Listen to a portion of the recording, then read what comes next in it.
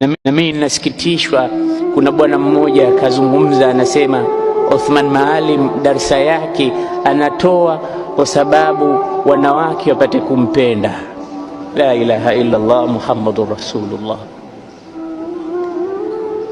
Na huu msikiti ni mkubwa ninavyoona mimi, na umejaa wanaume nyote nyinyi, hakuna mwanamke hata mmoja. Sijui kwa nini mmependa darsa hii.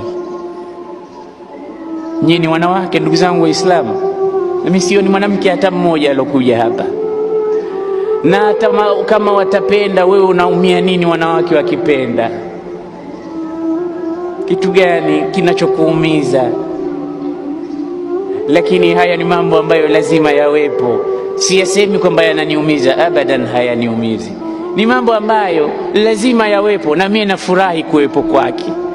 Yasingekuwepo wala kusingekuwa na raha ya maisha.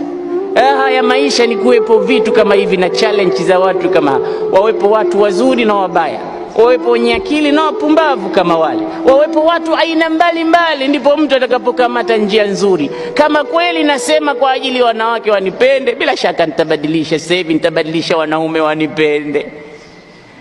Sasa hivi nitachukua njia fulani, na wengine wananibandika majina mbalimbali wanaoyajua wao, wanipe majina hata milioni, lakini mbele ya Mwenyezi Mungu Subhanahu wa Ta'ala anajua cheo changu, anajua nia yangu, anajua kauli yangu naitoa kama ni kupendwa au kuchukiwa.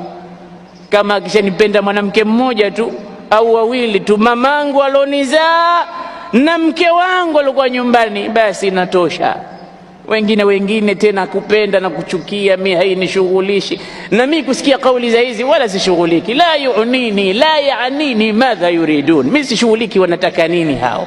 Innama alladhi ya'nini madha yuridu Allah, kinachonishughulisha mimi Mungu anataka nini.